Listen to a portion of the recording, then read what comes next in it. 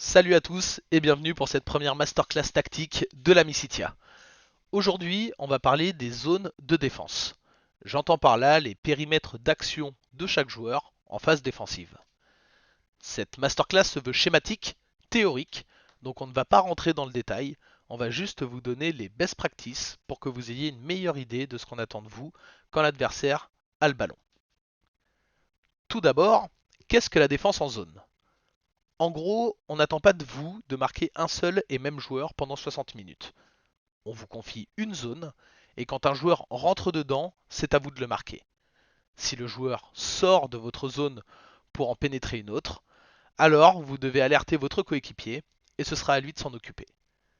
Pour que tout ça fonctionne, il faut bien évidemment beaucoup de communication, du bon sens et une bonne connaissance des zones attribuées à chaque joueur, d'où cette masterclass.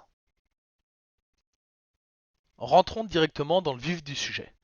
Comme vous le voyez, j'ai reproduit notre formation tactique, le 3-2-1, dans notre moitié de terrain vu qu'on est en phase défensive. Pour simplifier, j'ai divisé le terrain en 3 lignes. La défense, le milieu et l'attaque, et en 6 colonnes. La gauche excentrée, la gauche, l'axe droit, la droite et la droite excentrée. Dans ce quadrillage schématique de 18 cases, chaque poste se verra attribuer une zone de 4 cases principales et 2 cases de vigilance sur lesquelles vous devrez aussi rester attentif et de façon occasionnelle venir défendre. Vous le verrez, les zones vont être amenées à se superposer. Une même case pourra faire partie de la zone de plusieurs joueurs. C'est normal. Déjà, en défense en zone, le bloc équipe coulisse beaucoup. Les latéraux sont amenés à revenir dans l'axe en fonction de la position du ballon, les milieux axiaux à dézoner le long de la ligne si besoin pour couvrir des montées des défenseurs, et l'attaquant de faire l'essuie-glace devant. Aussi, il y a une zone de danger principale qu'il faut couvrir à plusieurs pour se préparer à un éventuel surnombre des adversaires. C'est dans cette zone où la communication sera la plus importante, car ce sont ces cases où le danger est le plus grand. La zone de danger principale, la voici. Il s'agit de ces 6 cases, les 4 axiales sur la ligne de défense et les 2 axiales sur la ligne du milieu.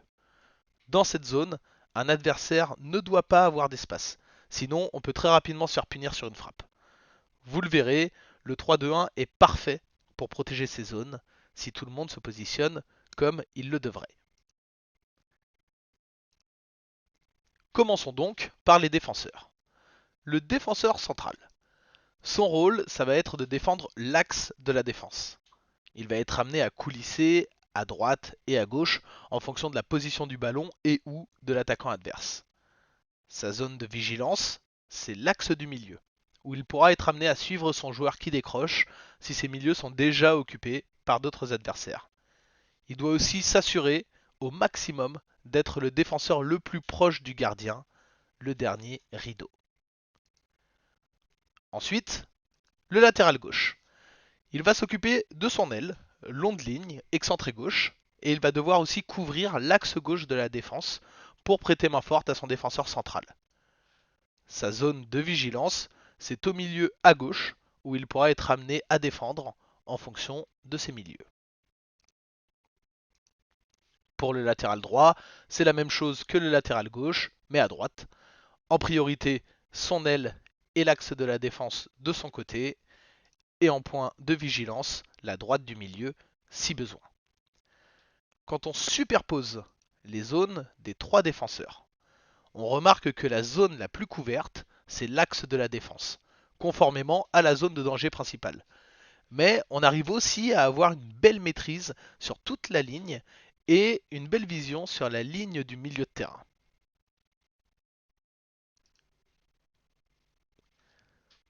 On passe maintenant au milieu de terrain, le milieu axe gauche. Sa zone principale de défense, c'est bien entendu le milieu axe gauche, mais aussi l'axe gauche de la défense. On l'a souvent vu, au foot à 7, les adversaires plongent souvent entre les lignes pour se retrouver dans la surface. C'est donc une zone que nos milieux doivent couvrir en suivant leur joueur, car le défenseur central aura très souvent déjà son joueur à marquer dans cette surface. Encore une fois, On ne peut pas laisser d'adversaire seul dans cette zone-là.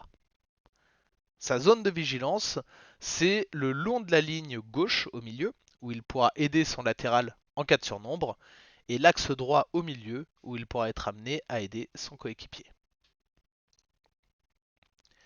Pour le milieu axe droit, on a la même chose, mais à droite.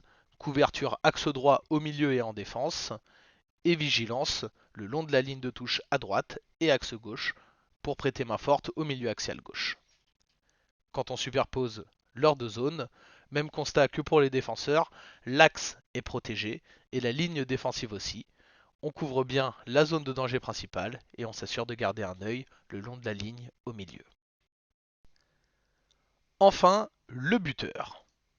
Il est tout seul sur sa ligne et est le premier presseur de l'équipe. Il initie généralement le bloc équipe pour coulisser en suivant le ballon. Sa zone principale s'étend sur quasiment toute la largeur de sa ligne parce que c'est celui qui va être le plus amené à faire l'essuie-glace. Sa zone de vigilance, c'est le long des lignes à gauche et à droite, où dans certains cas, il pourra presser pour récupérer un ballon.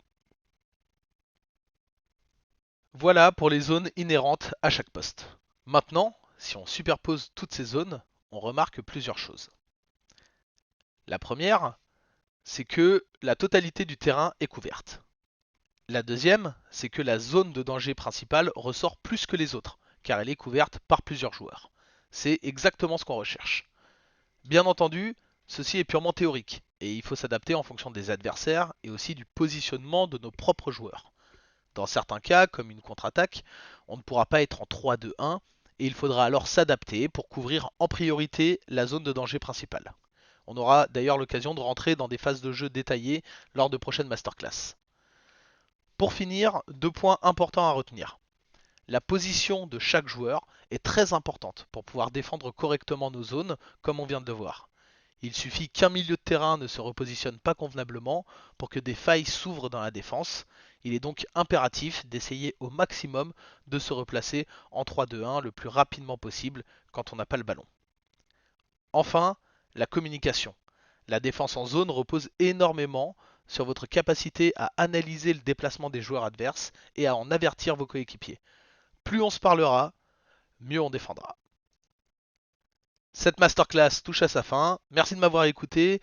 N'hésitez pas si vous avez des questions. On se retrouve bientôt sur les terrains pour un prochain match et sur cette chaîne YouTube pour une prochaine masterclass. En attendant, portez-vous bien et surtout, go Amicitia!